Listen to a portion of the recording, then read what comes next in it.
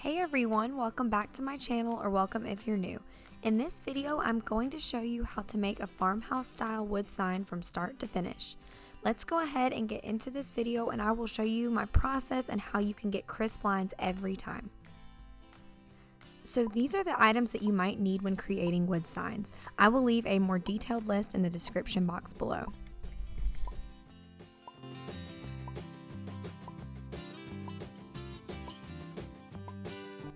So the first thing that you will need to do is figure out what size wood sign that you want to make and cut your birch wood to that size. You then get a 1x2, line it up on the longest side flush with the end of the sign and mark this with your pencil.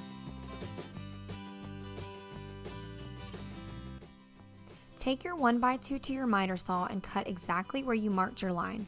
Then check and make sure that it matches the side of your sign before moving on to your next piece.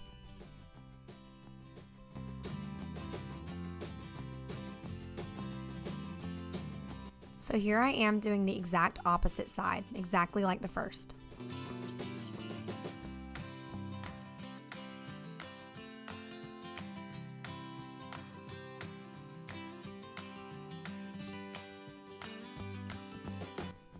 For your top and bottom pieces of your frame, do the exact same as you did for the sides, just measure including the wood on each side and then mark with your pencil.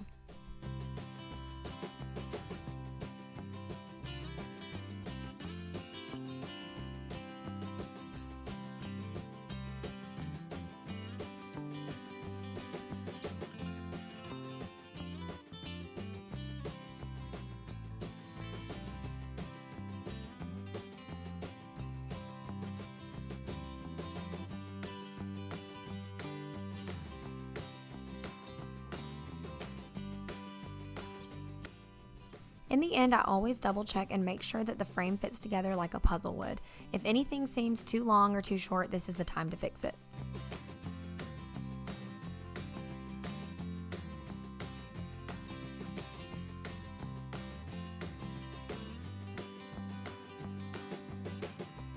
Next, it is time to sand your wood. I use the DeWalt Orbital sander.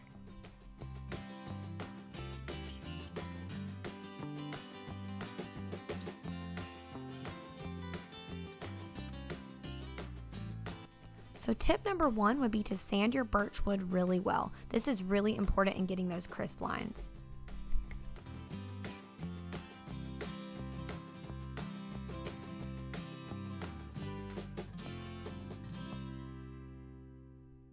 When I'm sanding my frame pieces, I usually hold one end while I sand the other and then switch to the other side.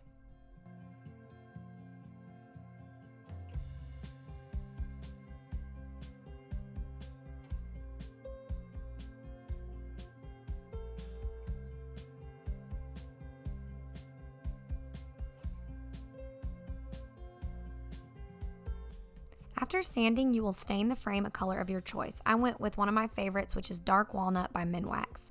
I use staining pads to apply my stain.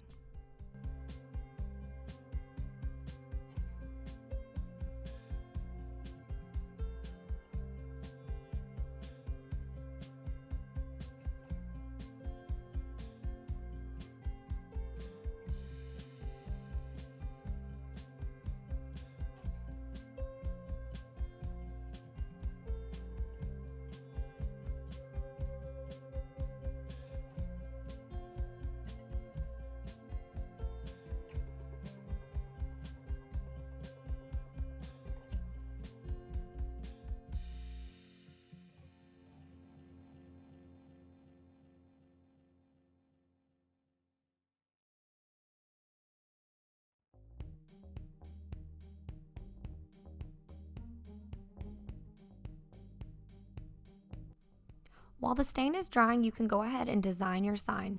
I use Silhouette Studio, and I decided to do the saying, "These are the good old days." I love this saying. I feel like this is a time in my life that I'm in with my kiddos, and I am cherishing every minute.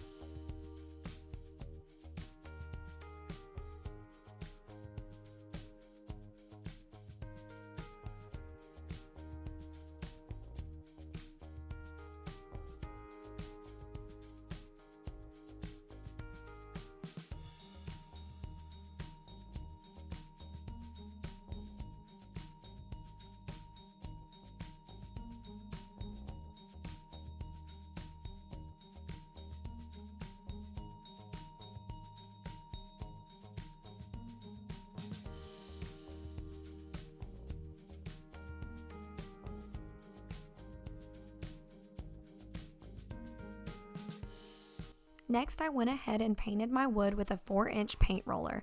Make sure to do 2 coats and then let fully dry.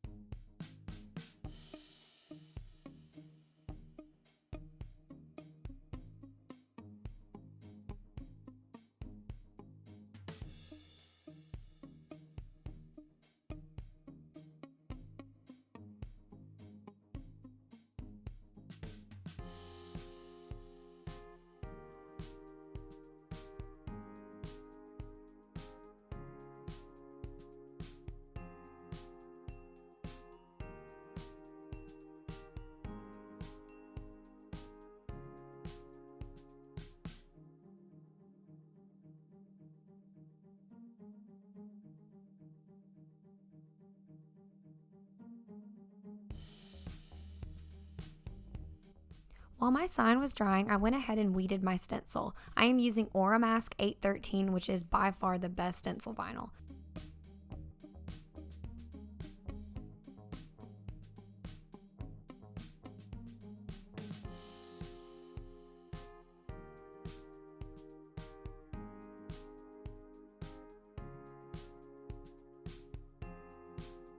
Apply this to your transfer tape and smooth it down with your card as well.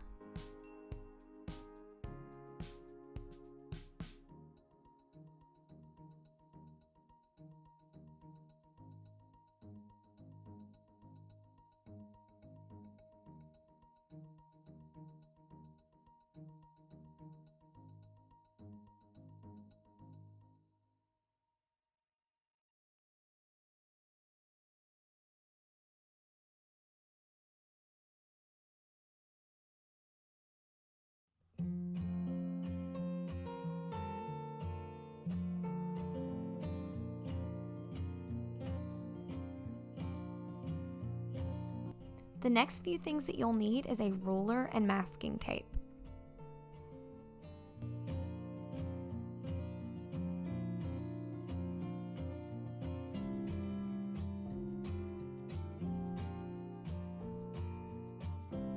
I always like to measure around my sign and make sure that my stencil is on straight and centered. Once it is, lay your tape down right down through the middle.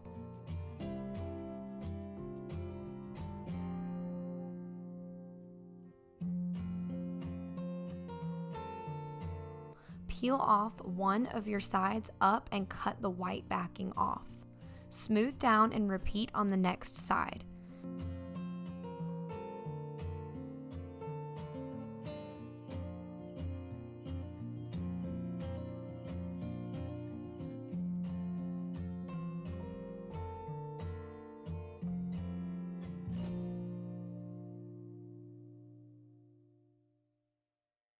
Smooth the stencil down very, very well and then peel your transfer tape off at an angle slowly.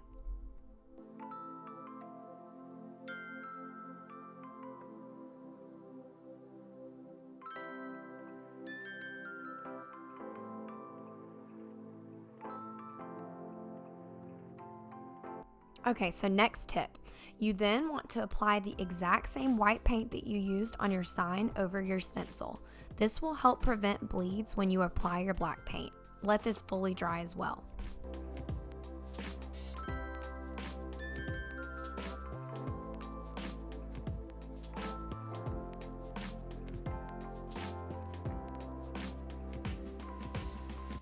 Now I am taking my black paint and dabbing it over each letter. Go up and down, not side to side. Don't glob up too much paint or it may bleed. Just use a little bit. If I'm doing a lot of wood signs at once, I usually apply this with a foam roller just like I used before. But if you are doing 1 or 2 signs, this works great.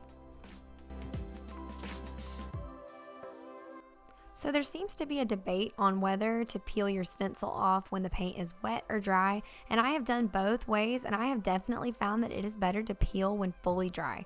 If you do signs, do you peel when wet or dry? Let me know down in the comments below.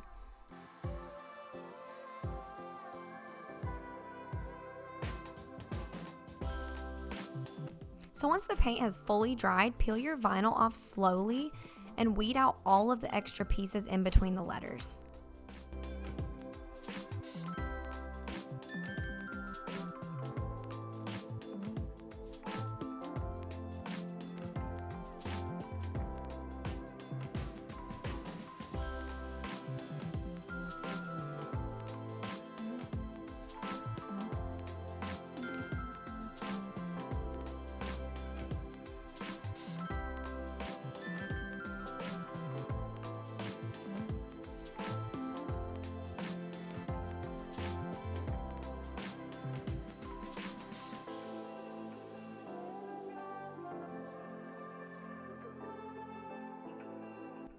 So fun fact, the weeding tool that I am using is actually a dental pick.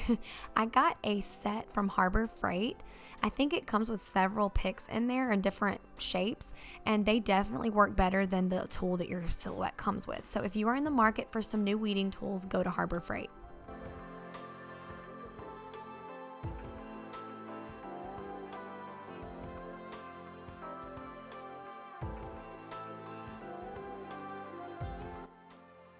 Here is where you take your brad nailer, and I use 1.5-inch nails, and frame in your 1x2s to your sign.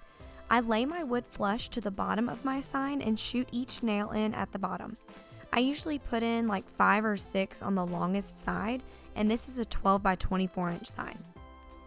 I usually use the edge of the table as a prop to hold my nailer in the right direction so the nail goes into your birch wood and doesn't pop out of the top or the bottom of your sign.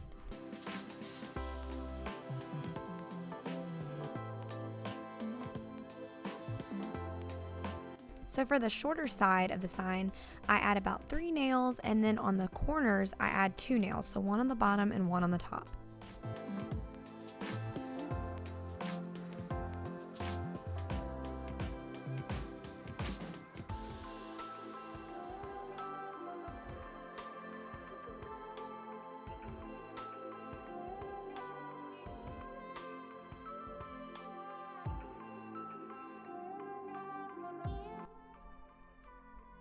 The last thing that I'm going to do is apply my Minwax polyacrylic with my foam brush to the entire frame and let dry fully. The purpose of this is to protect your stain and bring out the coloring.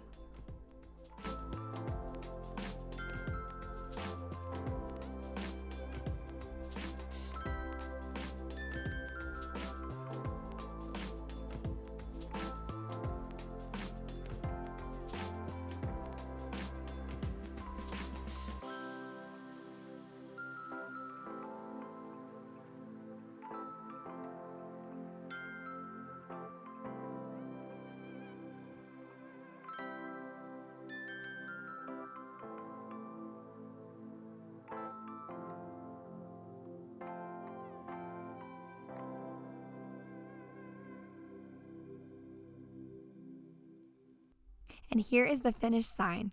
I have been making signs for about 3 years now, and after all the trial and error, this is what works for me in my business.